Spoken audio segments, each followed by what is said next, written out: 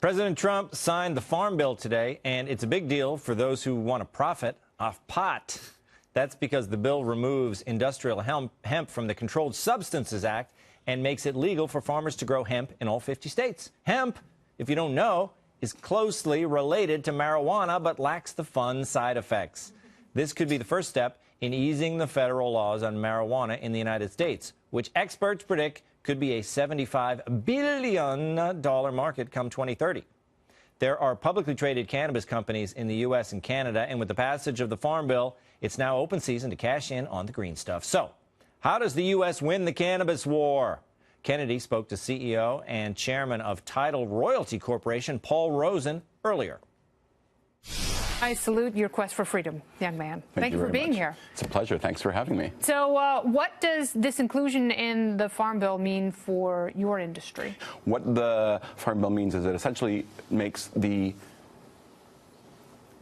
commercialization of non-THC cannabis, THC content below 0.3%, descheduled, fully legal. So what this means specifically is that farmers can now legally grow hemp in all 50 states. And how hard was it before? Well, the problem wasn't so much hemp, like the commercial hemp, but the problem was harvesting cannabinoids. You've probably heard CBD like 8,000 times in the last couple of weeks, so you're going to hear it a lot more now. This is going to essentially ignite the CBD market, and it means that for the first time we have clarity that now you can harvest or manufacture CBD in one state and cross state lines. This, Kennedy, is the key, because until now you only had the ability to grow and keep it within the state, and that really was sort of a chill on the natural business progression. Now, one of the things that's working against cannabis investors is the fact that this patchwork of states having different cannabis laws, different medical marijuana laws, it's very difficult to make money overall because, you know, federally it is still very much a controlled substance.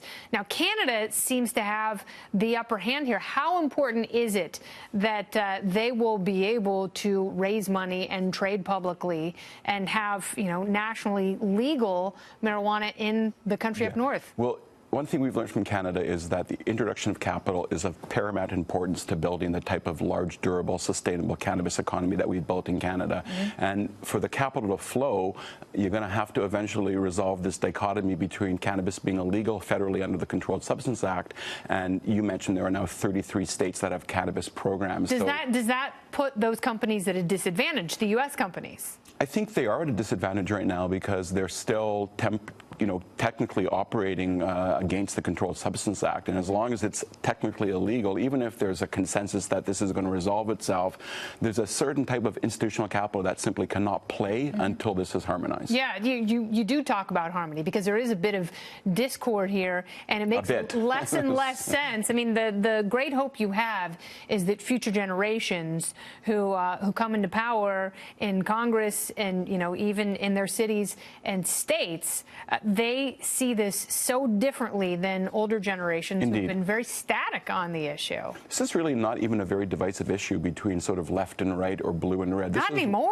It's probably the least contentious issue between the left and the right in America. Yeah. Quinpac polled that 64% of Americans believe in legalization of cannabis, 93% support medical, and a majority of both parties support cannabis reform. That's absolutely right. Both parties. It's no longer just Democrats and independents, Republicans and now libertarians. Yeah, also. well, come on, man. Libertarians been a little loosey-goosey on this whole thing for a while. Indeed, God bless them. Indeed. So if you were to put your money on hemp, CBD, or cannabis, marijuana, where do you think is going? Where are you going to see the most growth? Yeah, so I look at it as one integrated economy, and this sort of like separation of between what is hemp and what is cannabis, I think is really not going to last much longer. So I see it as a whole plant economy, but I do see that the two sides, if you will, the psychoactive side, which involves THC, and then the non-psychoactive side, are really going to collectively put a huge imprint on our culture, our society, and even our social justice. So I see upstream cannabis, ultimately cannabis being an ingredient in a whole host of products, consumer packaged goods, topicals, cosmetics, beverages, edibles, and I think it'll start to really have a positive impact on society. It's really interesting because you talk about a younger generation, they look at people who drink alcohol, and, you know, it's so anachronistic to them. You know, it really is like a throwback activity. Yeah. But people are consuming cannabis in very different ways now. What do you think ultimately will be the the most popular? Well, it won't be smoking. I mean, I certainly hope it won't be smoking, because I'm a pro-cannabis, but I'm fervently anti-smoking. Yeah. I think even though cannabis has never been proven to be carcinogenic, it's still a lung irritant. So smoking will always be a part of it, but it's sort of like, to People use your really phrase, are moving into. But it's anachronistic. It's an old culture. But we're looking for new, innovative delivery mechanisms. So beverages. Is that where the money is? I think beverages are going to be a particularly very strong category. So people are going to go to bars and they're going to Yes. order something with cannabis versus something with alcohol. Well, precisely because it's socially acceptable. This idea of pairing a beverage, an adult beverage, with dinner or after work to unwind, very much embedded in our culture.